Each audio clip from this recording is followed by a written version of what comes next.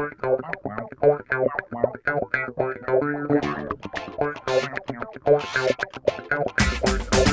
to the Mandatory Social Interaction Show. I'm your host, Eric, along with the flippant Insert Coin Tim and the plucky Ben Burns. Hi, how's it going this week, gentlemen? What's up? It's been a week. I've almost solved the cube.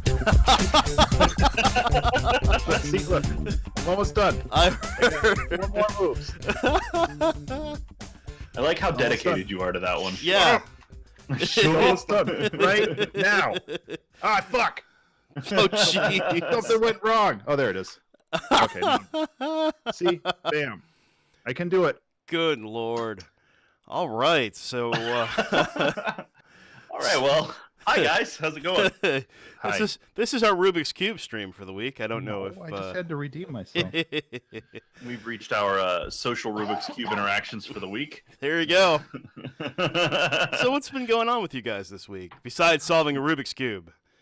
Forza Horizon 4. Forza Horizon 4, which looks pretty great. We were talking before the show, and I got the demo of it, and it's pretty cool, but I'm having a hard time with the physics. But Tim, you are like quite addicted. Well, it's a couple of. I think there's a few reasons for that. I mean, I think part of it's because I got a media copy, which means I was in a week before even the pre-orders were. Because if you pre-ordered the Ultimate Edition, you got in like 4 days or something before regular pre-orders. So being able to get into that early and having I'm not gonna lie, it's been a really good boost for my stream and for my channel. And it's also been hella fun. It's a good game. It is legitimately a good game, and it's very enjoyable and a ton of fun. And I'll tell you, like Hambrum says in chat, it lets me drive badly without consequence. That's always a plus. So I get to drive supercars without risk of damaging a vehicle that costs more than my house. So, So Ben, anything good going on with you this week? Nah, it's been mostly just working. I've been messing with Node.js, which is a development environment. Trying to create some pseudo-interactive stuff for Twitch environments, because I know Mixer has a lot of super interactive stuff, but I'm trying to figure out a good way of doing that on Twitch. I'm still learning that. After this stream, I'm probably gonna do my own development stream for like an hour or so, try to figure out some problems that I've been encountering. But that sounds like fun. Yeah, that's sweet. Yeah, it is fun. I've been inspired by watching the C Team, which is a D&D stream on Twitch that has if you donate bits, you fill up bars, and those bars do various things. And I was thinking about doing something similar with points or bits or whatever, and having the cat cam or doing a piano thing or whatever. So it's mostly just fun. I'm not really doing it to get rich. So. Huh. Yeah, that's learning experience. That's pretty awesome. So one thing I have on my list here of stuff to talk about today is I just wanted to apologize for last week's show. I know things got a little intense and Star Warsy, and I don't think there's a reason to apologize. I'm not apologetic. We don't normally cover Star Wars. It's not really a thing. None of us are into it. Yeah, I don't know why we even talked about it. So, we just wanted to say, it won't happen again. None of us are Star Wars fans. Two of us are not wearing Eric. Star Wars shirts right now. Eric, don't write checks your ass can't cash. Oh goodness, no. I'm. Today's question is: rank your top 3 Star Wars episodes. No, we are not apologizing. I was just pulling everyone's leg. But one thing we do want to talk about is creators that we like. So I think we all came up with a short list of creators or podcasters or possibly streamers, I suppose. The prompt you enjoy. gave me, Eric, was podcasters. Yeah, the prompt you gave all of us was podcasters. Yeah, I said that I don't listen to podcasts until the response to that was, I don't listen to podcasts. Well, I didn't say it like I was better than anybody. I just said it because I get super distracted when people are talking and I can't get any work done. So, well, So it's like, all three of mine will be podcasters, but I'm not so sure about certain people. wow, okay. Well, then, if we're expanding it to that, I still have 3. So I feel like I got a curveball thrown at me there. No, Like, no, hey, no, give no, me, Give no. me 3 podcasters. Nah, let's expand it to content creators in general. Oh, gee. No, I honestly did kind of It's a want it big to be. I kind of wanted it to be podcasters since this is a podcast. I thought it would be great to. I can do my best. Yeah, no, it's cool. Like it's come on, as if we're not flexible enough to talk about Star Wars for half the show. There we go. So I guess I'll go ahead and start with my first pick here, and that is Justin Robert Young. You can find him on YouTube. I think in various places he's either Justin R. Young or Justin Robert Young. But he's hilarious. He does a podcast called The Jury Show, which is the one that I really enjoy. He also does one called Politics, which is kind of the humorous, and I know that sounds awful, but it's believe me, it's better than it sounds. It's like the humorous kind of, the funny side or the at least the witty kind of absurd side of politics. So it's obviously topical and political, but it's also fun to listen to.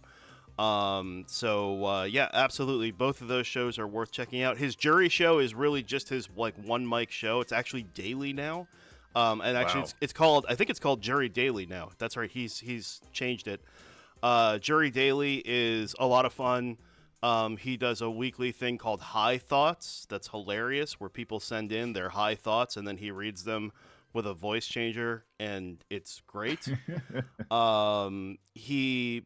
It's essentially just a fun show of him talking about random crap, which I love, and it's a one mic podcast. I mean, both of them are politics, and jury, both one mic shows, which is something I respect a lot. And Tim does something similar, although Jury doesn't script his stuff, and I know Tim, your stuff is scripted, and that's, I don't want to take away from that. It's Not just so a much different, anymore. it's just a different format. Mine's a blend. Yeah.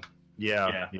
Because I do some, I don't do others. It depends on what I'm covering and how in depth I need to be.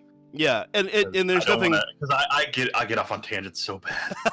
I really do. we do tangents. No, I do. Whenever I do my podcast, like if I don't script, I will never get my point across. Yeah. So. Well, and there's nothing, and yeah, I don't want to take anything away from scripted shows. That's like a whole thing in and of itself. Just the fact that you have to sit out and write it, and write 20 minutes worth of material, and then actually read it and make it sound compelling. That's not easy to do either. Yeah. But I need to get the compelling thing down. but Jury does like a one mic show, in the vein of an AM radio host. I don't want to name anyone and make the chat go nuts. But he's literally sitting there just kind of talking to himself for half an hour or 45 minutes. And yes, he has chat and he has some other stuff going on, but it's still really good. Really fun shows and stuff. So I'm going to pass it to someone else to do their first pick. Do you want me to go first, Ben, or do you want to go? Sure, you can go left to right. So for my first pick, it's a tough one, but I have to say Aaron Mahnke. He does 3 different podcasts. He does Aaron Mahnke's Cabinet of Curiosities. He does a podcast called Lore, and he also has a new one. I forget the name because it's not out yet. Let me get my podcast app open and I can tell you because I have pre-subscribed. It's called Unobscured, which is history. So Lore is amazing because he goes. It's another one person, one mic type thing, but he does very in-depth research into the history of folklore, and does like these really interesting and compelling deliveries of various folklore tales. and he ties it to modern day in some really cool ways, and the music is incredible. You'd really like the music, Ben. You'd really appreciate it. Okay. Because the music is by like a really talented pianist. I don't know his name. I can't remember it to save my freaking life. But yeah, they're fantastic. And yeah, like Slowblow says in chat, he's got books out right now, 2 of them, and then he also has an Amazon show on Amazon Prime Video called Lore TV, and it's really, really good. And like what he does is amazing. Cabinet of Curiosities is a little like spin-off show. It's like 10 minutes long. It's really short. It's little bite-sized chunks of folklore that you can kind of digest really easily and listen to if you don't have enough time to really like listen to a full 30-40 minute podcast. And then he has Unobscured, which is a deep dive into history, historical, any kind of history really. And they haven't really gone into detail what it's going to be about, but I'm really excited because I freaking love history. And that's kind of why I like lore so much, is because folklore kind of plays into our history so much, and why we do a lot of the things that we do, and you know what's happened in the past and why it's happened. Like he goes into the Salem witch trials and how that might have been caused by a fungus, like the hysteria around that might have been caused by a fungus on grain or something like that, and just stuff like that. Like it's really, really cool and really fascinating stuff. And he his delivery is unique. It's very different. He's very metered in the way he delivers. He not only that though, is he's got a great Twitter presence. He's very convicted in what he believes in.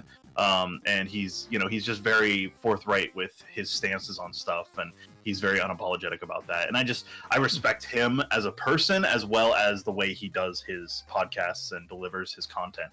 He's just really, really talented and really skilled at what he does. So he's a big inspiration to me. So that's why I picked him. Yeah, I might have to listen to some of that if I can. I highly recommend it.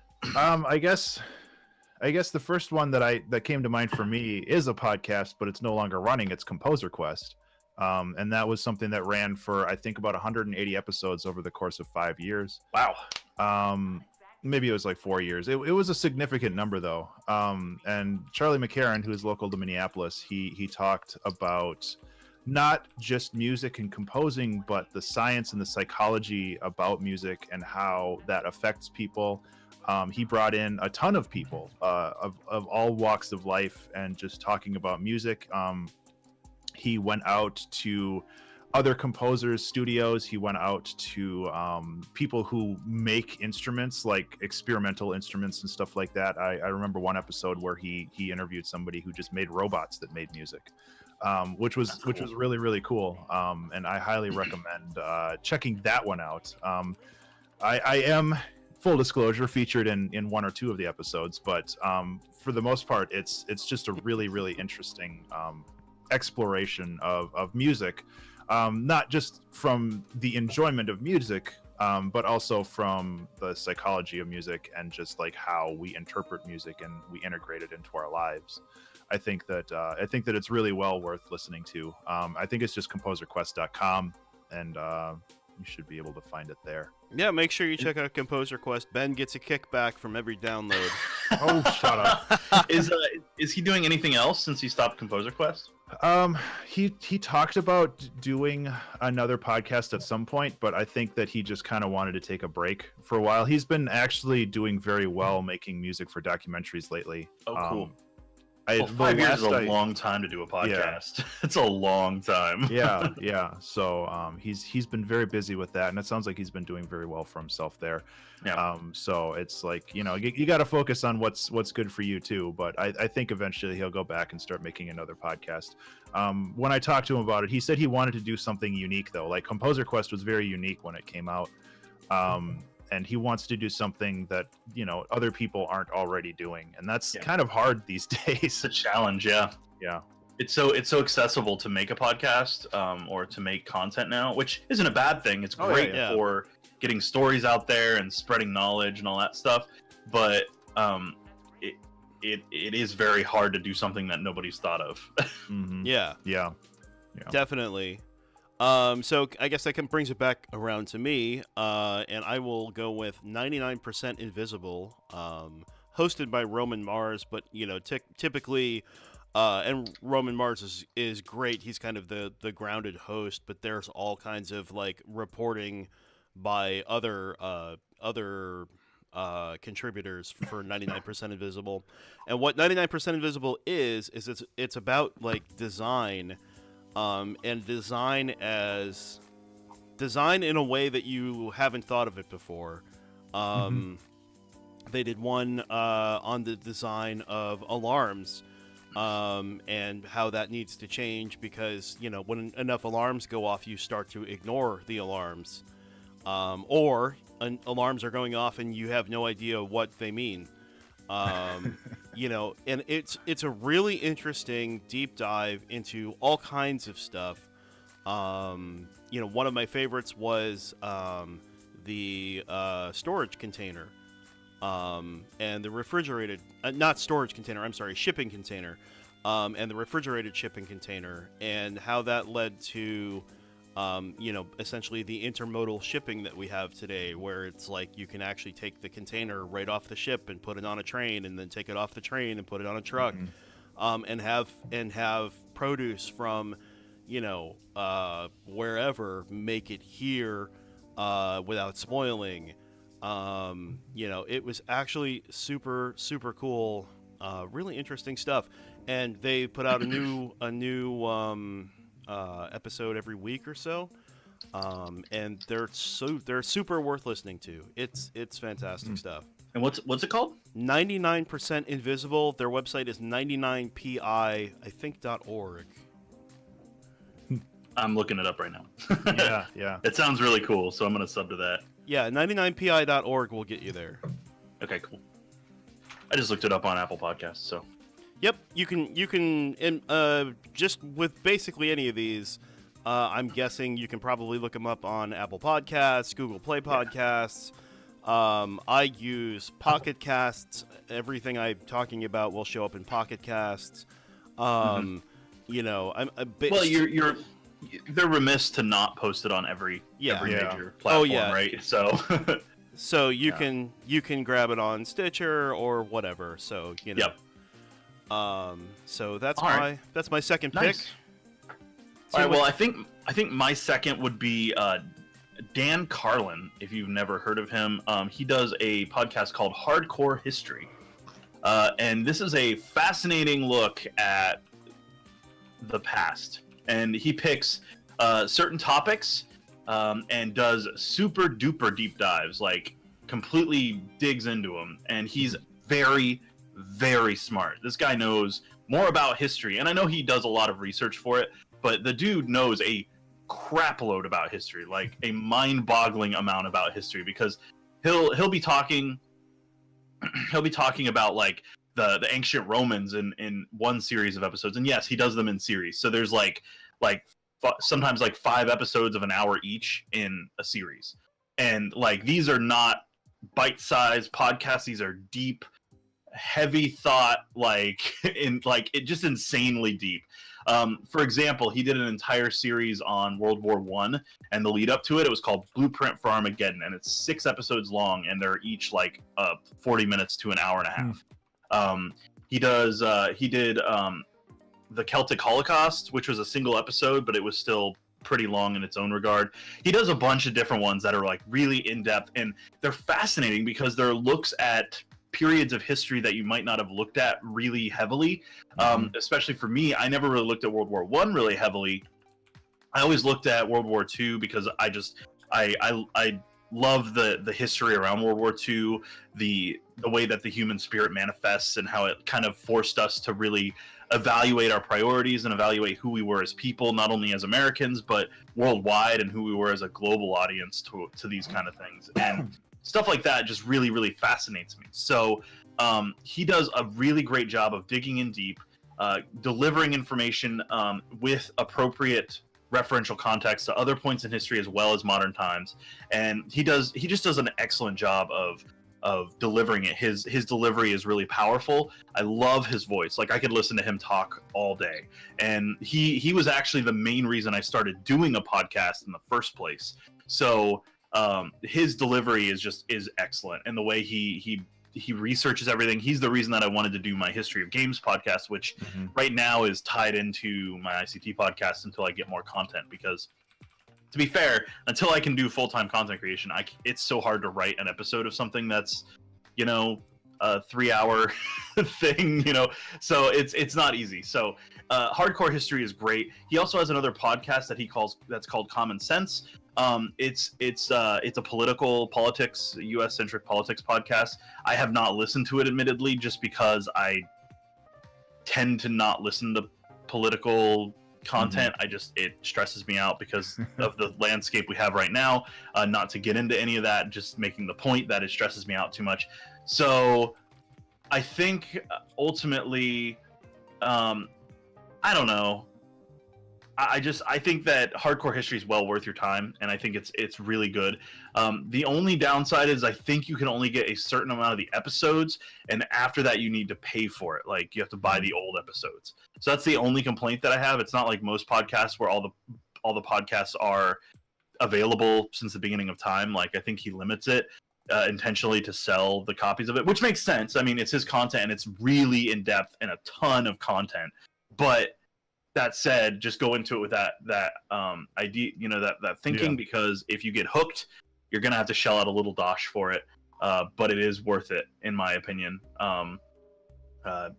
You're definitely not gonna be missing out, because you can, like, he does one on like the Punic Wars. He does the Russian front, the Ostfront of World War II, was it? I think World War I, something like that. He does this one called The Wrath of the Khans, which is freaking incredible. Oh my god, it's so good. He did all about Genghis Khan and all that stuff. So good. So highly recommended. Sorry to keep babbling, but I love it. It gets me hyped. It gets me so hyped. So very, very excited.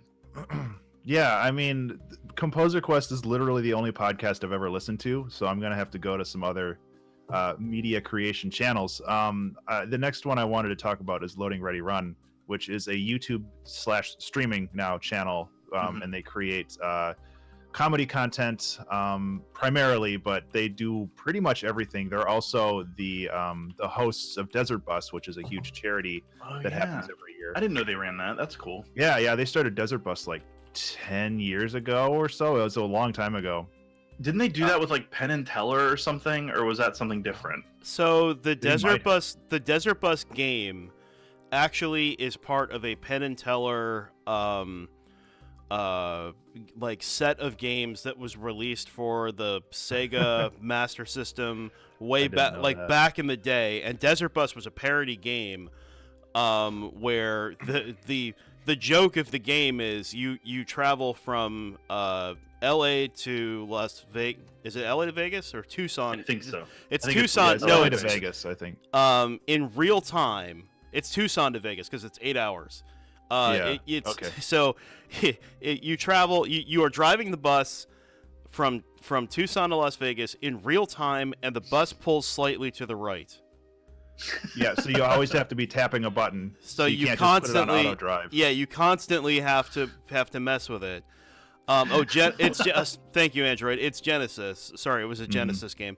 And that was the gag of the game. And then when they started doing Desert Bus, they were like, "Hey, this is one of the worst games ever made. So let's we're gonna play this until as a fundraiser." But wasn't the game intentionally bad? Oh, yeah, that was the whole idea. 100%. That it was intentionally bad. 100%. It was intentionally bad. And the thing is, it got because it's a Penn and Teller game. It got Penn's attention, and so Penn calls in every year. He donates a bunch of money, and that's so. And then that started everybody this past year, like Randy Pitchford? Randy Pitchford called in. They donated a bunch of stuff. I mean, just a whole slew of people over the course of a week, and then I was gonna say the event lasts an entire week. It's a very long event. You know That's awesome. It's not that it lasts a week. It's that as you hit certain donation marks, they add another hour to the amount of time they're going to play. And so they only start out with like, I don't know, 24 hours or something. And by the end of it, they've played for basically a week. Yeah. That's incredible. Yeah. That's so cool. Yeah. But they seem like super cool people. They're up in Canada, and they have a bunch of just topics or various things that they do. They used to have a podcast style like radio show called Quirpline, which was hilarious. They stopped doing it, but they had probably 24 different personalities that they went through this radio show. That they just voice acted and whatnot, and they currently have a show called The Panelists, which is just asking ridiculous questions and them just riffing on it in hilarious ways. So I really do like Loading Ready Run. They seem like amazing people, and their content is incredible. Thank you, Zaxis, for posting that link in chat. And you should also check out Checkpoint, which is their weekly gaming news show. Which is always a lot of fun. And in all fairness, they don't cover all the gaming news. They cover mostly the funny gaming news. But that is kind of the point of the show. So it's a blast, though. It's a great. They're a lot of fun to watch. Check out their YouTube channel. They have 2 YouTube channels. Check them both out. They're fantastic. And they stream like all the time as well, but I don't check out the streaming as much just because I don't have the time to. It's understandable. But they actually record and edit like some of their videos live, which is very interesting to watch. Like they have something called Crap Shots, which is just like a minute. It's essentially one dumb joke that they're like, yeah, let's make this into a video. But they have those, and they actually record and edit all of that live on stream, which is interesting if you're more into the process of making these higher quality videos. So I found those to be interesting to watch sometimes. That's cool. Oh yeah, those are great. Yeah. I watch check them out. I watch basically like all their stuff that comes out. It's fantastic. I used to a long time ago. I watched some of Mega 64, and I'll be honest, I thought they were the same thing. Because like I just had never really like gotten into either very deep, so my brain associated the two because they're similar. Yeah, in that they are similar, Mega 64 is a comedy gaming group, and so is Loading Ready Run. So, but I'll check it out. I think I need to give it some time and give it a go. Yeah, it'll be worth it. It's worth it. I like it. Let's see. So I think we're back to me. Yep. I'm gonna do. This is a podcast about audio production. Ben? You want to share What? with the class? No, I was just looking at you because you were talking. I was just. Anyway, this is a podcast about audio production, but they make it really fun and funny, and that is the UBK Happy Fun Time Hour. Basically, the gentleman who started and owns Cush Audio, they make high-end audio equipment, Gregory Scott, and Nathan Daniel, who works with him. They do a podcast every week, and they take questions from their listeners. And questions will be something like, hey, I'm not getting the snap that I want out of my snares. What should I do in terms of compression and this and that and the other thing? Which sounds like it would be dry and boring, and they are ridiculously funny. To the point where I kind of have a feeling you could play that for somebody who wasn't into audio production at all, and they would still laugh with it. It's a really fun show. If you're at all into audio production, I highly recommend it. I've gotten multiple tips from that show that I've applied in my own audio work and music and stuff like that. So I actually super enjoy it, and it makes me laugh on my way home from work. It's fantastic. If you're not listening, I highly recommend it. Okay, I might have to check that one out too. Yeah, it's actually super cool. So I'm trying to think. So I think I'm going to dive into the realm of streamers, and I will bring up. I'll bring up Brown Man, also known as Ray Narvaez Jr. He used to be a member of Rooster Teeth's Achievement Hunter group. They used to make Let's Play videos of all sorts. They did like a Minecraft series. They were one of the first to really like popularize the genre. They were a big part of that. they actually Achievement Hunter actually has the Let's Play channel. Like if you go to youtube.com/Let's Play, that's one of their channels. So they were very early on the train of Let's Plays. And so Ray eventually left Rooster Teeth, left Achievement Hunter, and started doing his own thing, started live streaming. And he actually, I followed him over to Twitch because I thought he was hilarious. He's so funny. He has a great sense of humor. He's really good at video games. Like every video game he touches, he is good at. And he is also he's just a likable dude, and he seems like a genuine guy. And that was something that was really inspiring to me. And so he's actually the reason that I started live streaming. So he's like my inspiration for live streaming. And I absolutely love him. He streams over on Twitch. He's a partner, does very well for himself, donates a lot of money to charity, does a lot of really cool stuff. And he's just a down-to-earth guy, and I just recommend him. He plays whatever he wants. He does a lot of achievement-related stuff on Xbox, but he even played Monster High on his stream all the way through in one sitting. So it was like 12 hours of Monster High. Wow! And he beat the whole game from beginning to end on his stream just on a whim. He was like, you know what? Let's just finish this. Let's do this. Let's knock this out. And he played a Barbie game one time. Like he just doesn't care. It's whatever he's in the mood to play, and he makes it fun, and he makes it funny, and he makes it enjoyable, and he always brings a smile to my face. And that's a lot of why I do what I do, is because like I watched him and I was like, I can do something like this. And so that's why a lot of what I do is kind of inspired by him. And I started streaming because of his kind of format. I didn't rip it wholesale. That's kind of where I started, and then I started developing it into my own style. And since then, I feel like I kind of have my own thing. But he's still like way up there on my list of content creators that I think everybody should check out. He's pretty great. Cool. And he likes memes. He likes memes a lot. So if you like memes, you'll like him. I don't like memes, but you know what? Whatever. You make an exception. I make an exception. Yeah. Yeah, pretty much. That's so. Get out of here, Eric. Nobody likes stabbing. Get out. Seriously, no. Ban Eric, please. Yeah. So I guess the final one that I would talk about, and it's kind of a podcast, but not really. It's actually the C Team, which is D&D stream, but also it's on YouTube, and I think they also export it as a stream or a podcast.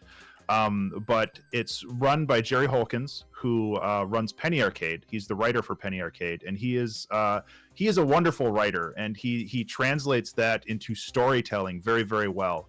And I think that what he does for Dungeons and Dragons, just as a game rather than a set of rules, is amazing. It's absolutely fantastic. He weaves all of these stories together into something that's compelling and interesting. He leaves cliffhangers. He actually knows how to build a world. And some of the other D&D games, like podcasts and stuff that I've watched in the past, where it's more, running off of a preset module, or running off of, just like, well, these are the rules and we got to stick to it.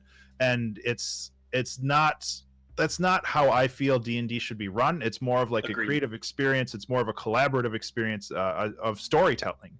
And I feel that Jerry gets it in that way. And the people on the C Team are amazing, it's 4 different people. One of them is Chris Straub, who is another one of my favorite personalities in that kind of continuum of Penny Arcade and stuff. And Chris Straub is has a wonderfully dry sense of humor, and he plays as this just demented warlock who doesn't really care about life or living, but also is fascinated by just macabre stuff, and just the way that he presents that character is very, very funny. So it's not really a podcast. I think they do present it as a podcast in some way, but I think they have over 50 episodes now, so it's like 100 hours of D&D that they have out there. And the stories they get super emotional. Like Jerry gets into concepts of love, mortality, like worshiping all these deities that may or may not be alive, and all of this other stuff. So there's a lot of content in there, and it's definitely 73 episodes. Is it called Acquisitions Incorporated, the C Team? Yes, Acquisitions Incorporated it's basically the company that Jerry started when he started playing D&D like 15 years ago.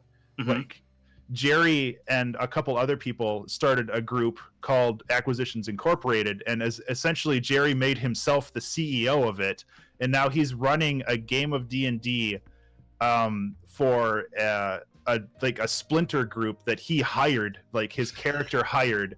So it's like Jerry's not only the DM, but he's also their boss in the game. So That's awesome. So there's like all these very strange layers. So aside from the C Team, Acquisitions Incorporated is like it's Jerry on Wilkins. Apple Podcasts, FYI. So it's probably out on all the major podcast platforms. So it is a podcast. Yeah. So Acquisitions Incorporated is like Jerry and Mike Krahulik, which is the artist for Penny Arcade, and it kind of rotated other characters for a while, but it's that group is actually DM'd by somebody who works at Wizards of the Coast. So it's like there's like a dynamic with that, and every PAX they have another AC Inc. Like episode, but the C Team is weekly. Okay. So yeah, it's incredible, like the stories that have been weaved through that. I've been rewatching all of them. They took a hiatus for a couple weeks, and I was like, well, I might as well start over.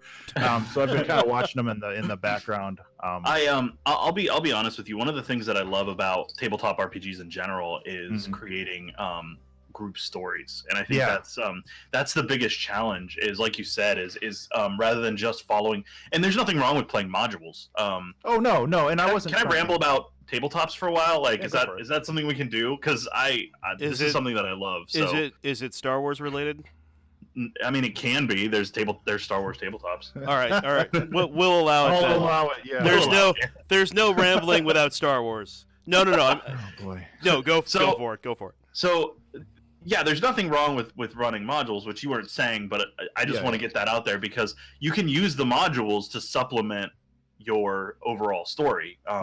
Most modules are written to the point where you can just insert and drop things as you wish. Yeah, that's what's really cool about them. And I've been playing a lot of the Star Trek Adventures RPG lately, and it is a very narrative game. And D&D is very rules heavy. It's like the rule book is very specific. It's very what you do is there's a lot of fluff and flavor, but there's not nearly as much flexibility. And it's cool to hear that it sounds like the C Team they take the flexibility to a whole new level. I could be incorrect, but I know a couple groups who have done this, and it's really cool to see because it's very difficult to have a fully narrative experience, something that's engrossing and engaging without while still sticking to the rules, because the rules sometimes can hinder creativity, and it's part of the give and take with D&D in general. And playing Star Trek Adventures, it's almost entirely narrative. Like the rules have a lot of very vague points because it's supposed to be figure it out yourself, come up with something that matches. Like if you read their published stuff, they're like, well, use this check to see if they pass, or use this check, or whatever works for the situation. And it's like, okay, that doesn't really help much. So it's very hard to DM.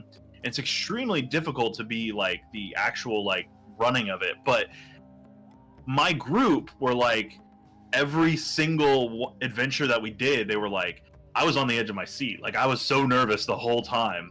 And what's interesting is it's harder to die in Star Trek Adventures than it is to die in D&D.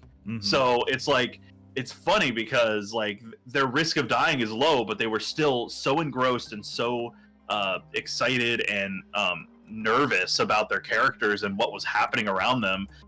They felt like, time was limited and things like that. And so they kept making mistakes, and they kept like making choices that were rushed, and they were like, we hate doing that. And it's like, but you have to, like, that's what makes it interesting and exciting. And I think they finally kind of are starting to get that. And we've carried all that narrative, like storytelling style over to our D&D. So we're a little more flexible. We still follow the rules really closely, but we're a little more flexible with the rules than we were before. And it makes it so much more enjoyable, in my view, that it's just awesome. I love it. And that's why like I want to take Star Trek Adventures and do a group with it if I ever get to take this. I'm sorry, I keep saying if I ever. when I take this full time, because I'd love to do a once a week thing where I get a bunch of friends together and we all just kind of goof around and play Star Trek Adventures together and have a completely narrative kind of freeform experience with rule. It still has rules, but it's much lighter than D&D, and it's more complex for the DM, but it's also, I think, more fun and engaging because it requires the players to go. They have to think up things like, I'm going to use my tricorder to scan this thing. What are you scanning for? I'm scanning for this. And then they scan it. And then in your mind as a DM, you have to think, if they fail, if they screw this up, what happens to them? Mm-hmm. Like, does the thing explode? Do they get no data and, it's poisonous or something? And then when they touch it, they're going to get poisoned, that sort of thing. So it's very interesting because it requires a lot of improv and thinking on your feet, where I feel like D&D does that a lot, but things are a lot more spelled out in the published modules.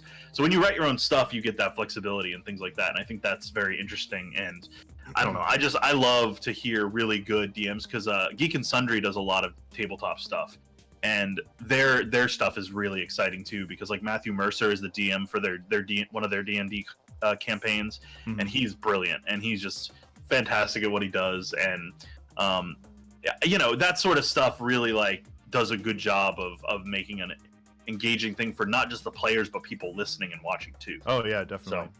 No, I think you'd really enjoy the C Team then, because Jerry definitely puts doing cool things above following the rules, and finding ways to do skill checks or something in unique ways that benefit the character. There was definitely one that comes to mind where the characters were like serving food for some kind of event, and it was Chris Straub, who decided, or who convinced Jerry that he could use a religion check to properly serve food, because religion and food preparation are essentially a series of rituals. And they have a different connotation. One of them's for like sustaining the soul rather than sustaining the physical body, but there's still physical rituals that have to happen to properly prepare and present this offering. And and he was able to convince Jerry that I can take a religion check on this, because there is parity between these two different, very drastically different things. And it's just like the way that all of the people work together to create this narrative is very interesting, because they are all in it together, and it's very, very fun to watch and listen to. And that's a very good example of the players working with the DM rather than the DM running a game. Yeah, and exactly. I think it's about, because like you have to have a group that wants to tell a story from both sides of the aisle, because the DM is there to provide guideposts to get to an end goal. Like there's supposed to be an end goal, but how the players get there is up to how loose the DM wants to be and how involved the players are. So if the DM wants there to be like specific arcs, they can inject a villain here, or a disaster here, or something they need to do here, but the end goal being they need to go kill the dragon or whatever. And then the players go, well, he's like, do you want to go east or west? And east is where the villain is, and west is a completely smooth sailing kind of trip.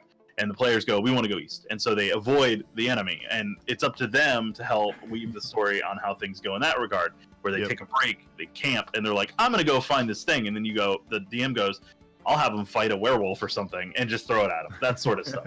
So, it's a lot of give and take between the two to work together to make a really interesting story. And I think a lot of D&D groups that I've seen are not great at that. And that's not a problem. Like, you can still enjoy the published stuff the way it's presented, but I think it's really important to be flexible and give a lot of leeway to the players to help write the story.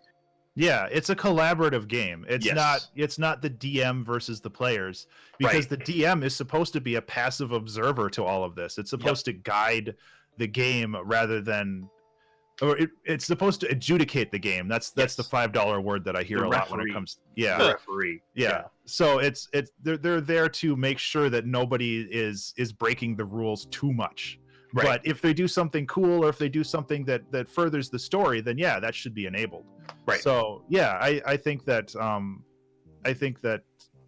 it's a very fun game, and I miss playing it. I used to play it a lot when I was younger.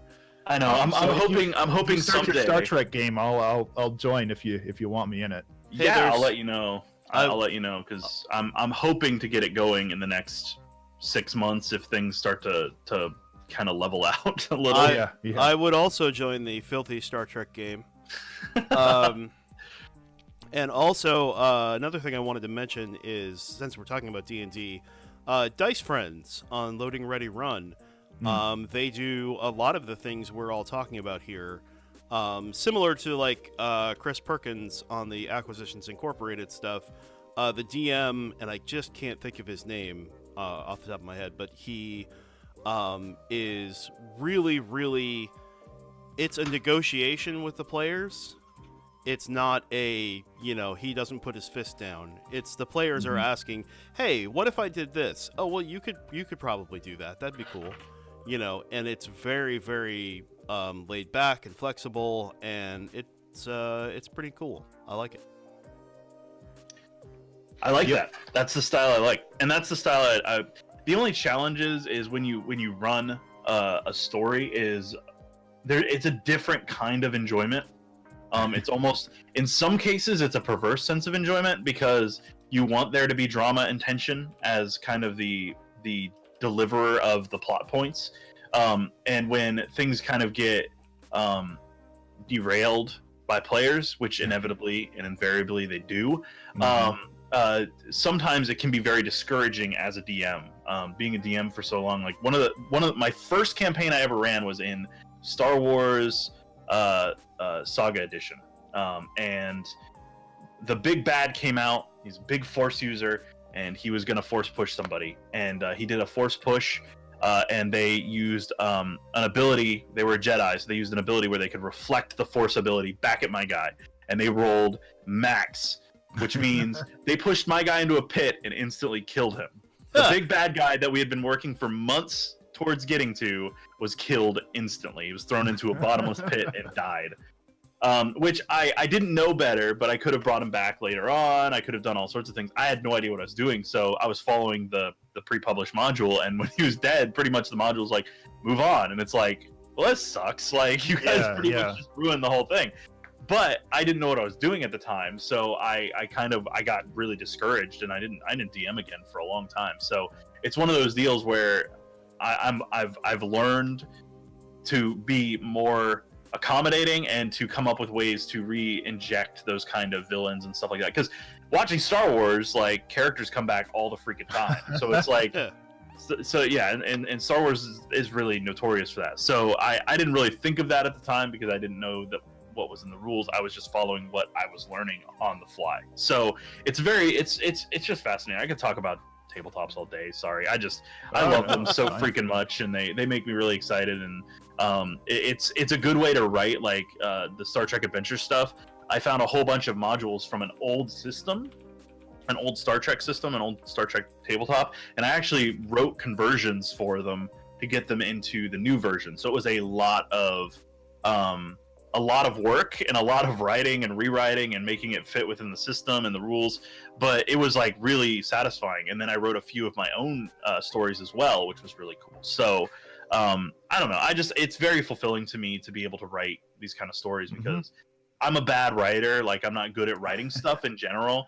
I mean, listen to my scripted podcasts, but ultimately, like, being able to write something creative and then deliver it in a way that the players make real is so cool. It's so much fun because they fill in the blanks that I missed. They're like, well, what about this? And it's like, oh, well, why don't we do it this way, or talk about this or whatever? And it's just so cool. It's such a satisfying experience across the board. So that's why I love it so much.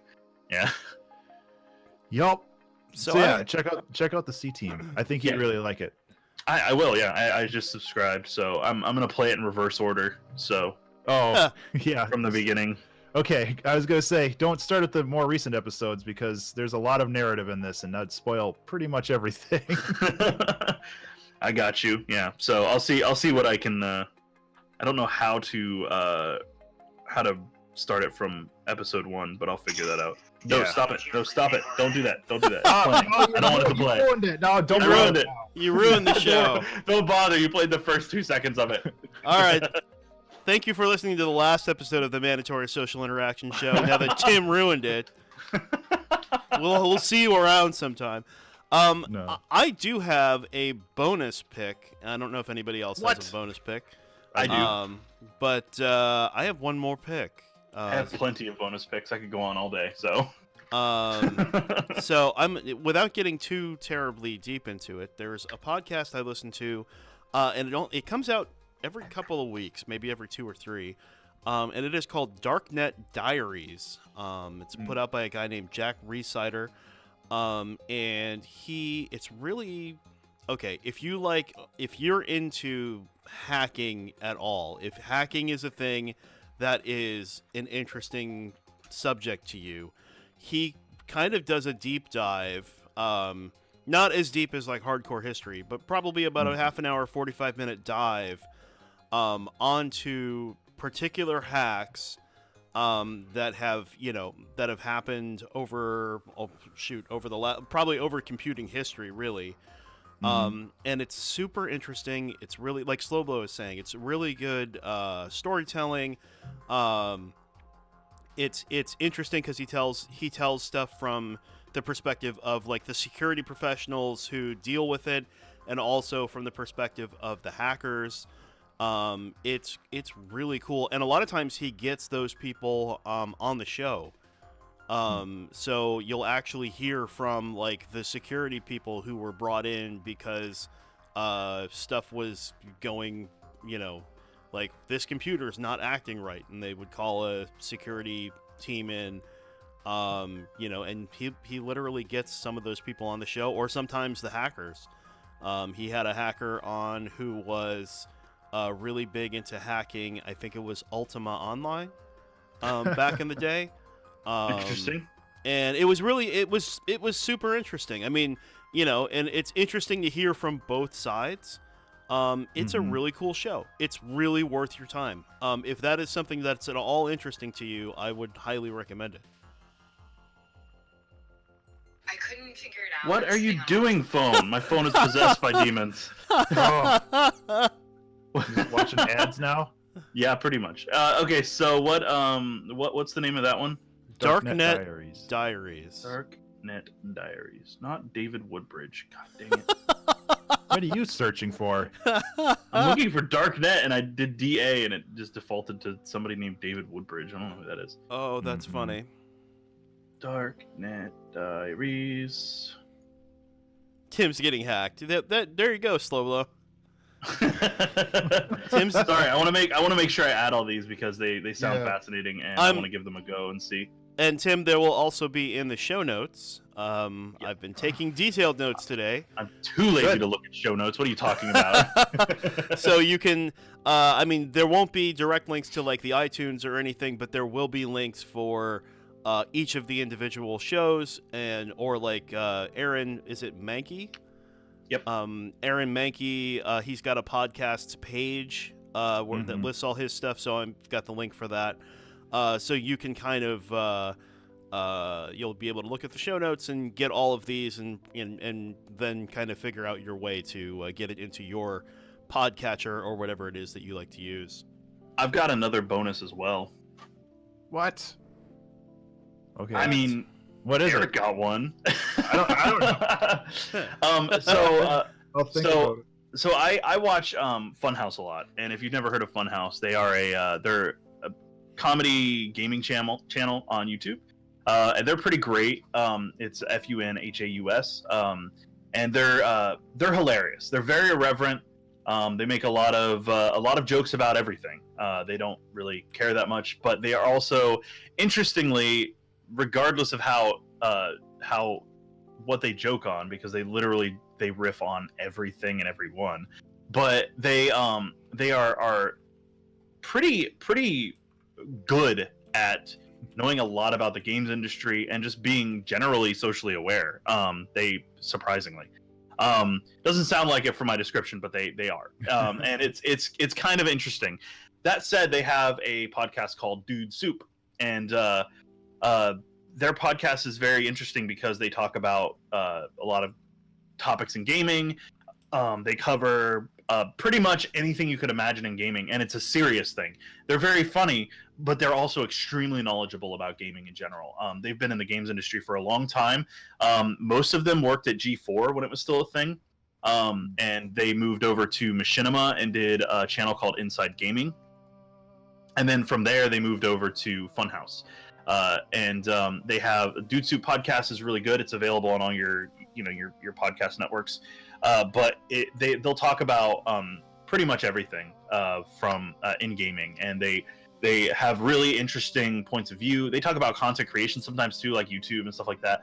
A lot of things like that. And what's the most hard netting? Yeah, they do a thing called hard netting, which is they kind of do like a little vote thingy where they vote on between a couple of things as to which is the, I don't know. It's you got to watch it. I would just highly recommend it. It's pretty great. They do a video version. They also do an audio version, so you can listen to it in the car.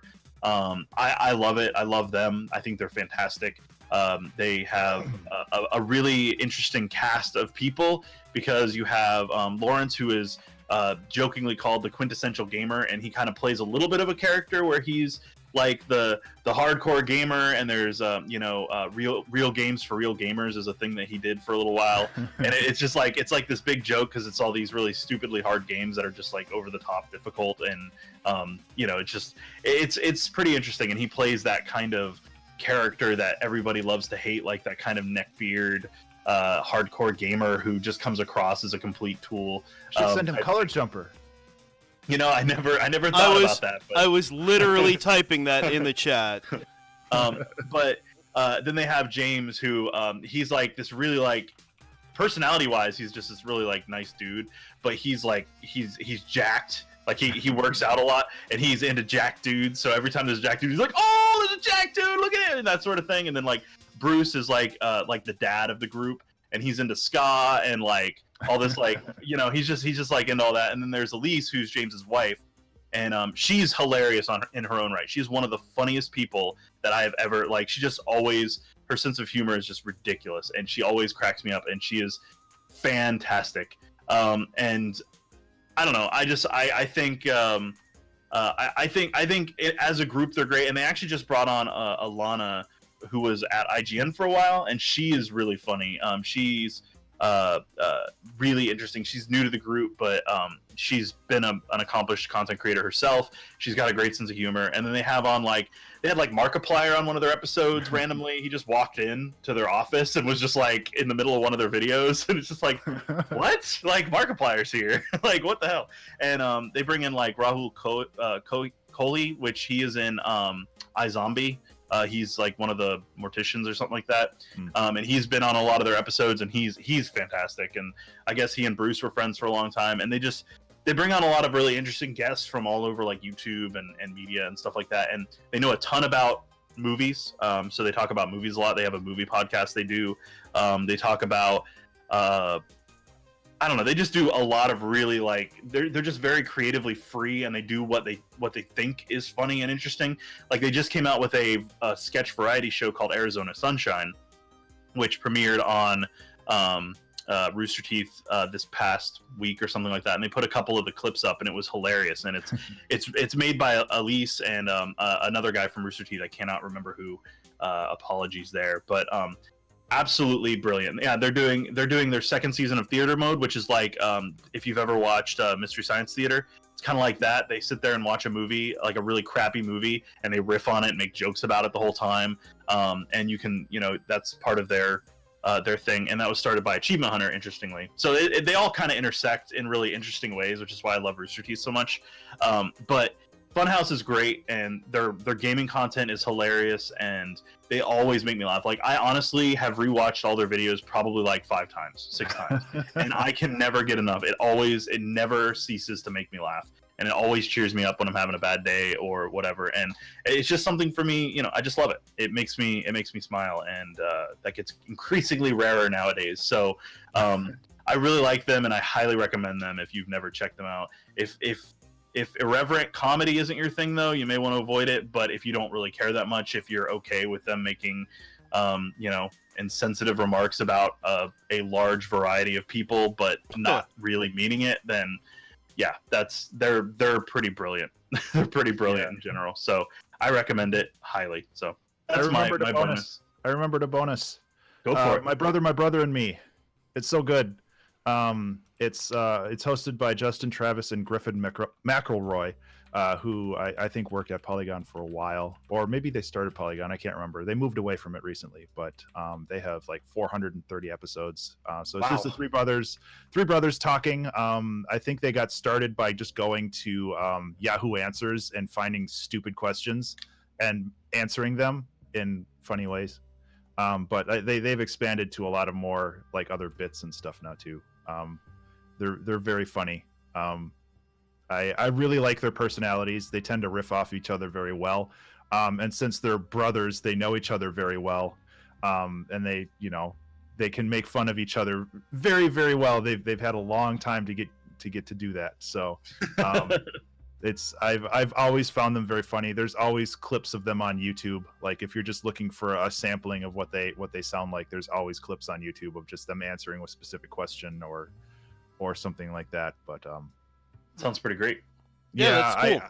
I was smiling about 10 minutes ago when I was looking at this stuff, and I was just looking at their episode titles. Like the most recent one was "The Home of Smooth Daddy," and Bigfoot Meat, and the Fly Swallow YouTube Challenge. So it's like it's just reading the titles and laughing. I haven't checked them out in a while, but I might have to listen to some of the more recent ones because it sounds like they're still killing it over there. So yeah, and they're on Maximum Fun, which I used to listen to several Maximum Fun podcasts. They're all pretty great. The very best stains. I just like their episode titles. Good Lord. Anyway.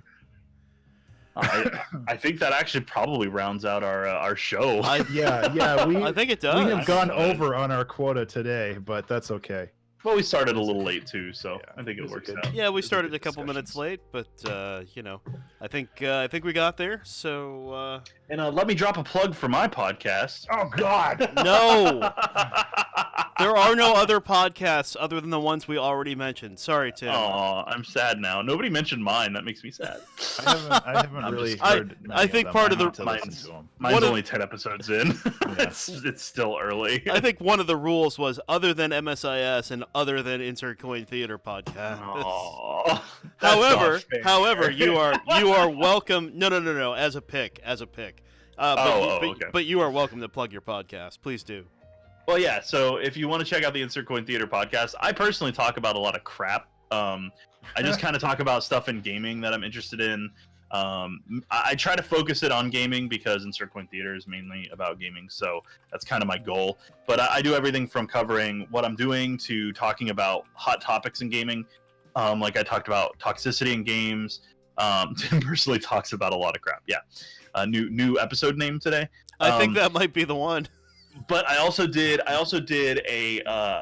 have an idea for another podcast called The History of Games. I did the first episode during the ICT podcast. That's episode 6, and it's me doing a complete cataloging of the history of specific gaming companies or gaming series, that sort of thing. And I started with Bungie Studios, and I did 2 chapters of that out of I think 5 or 6.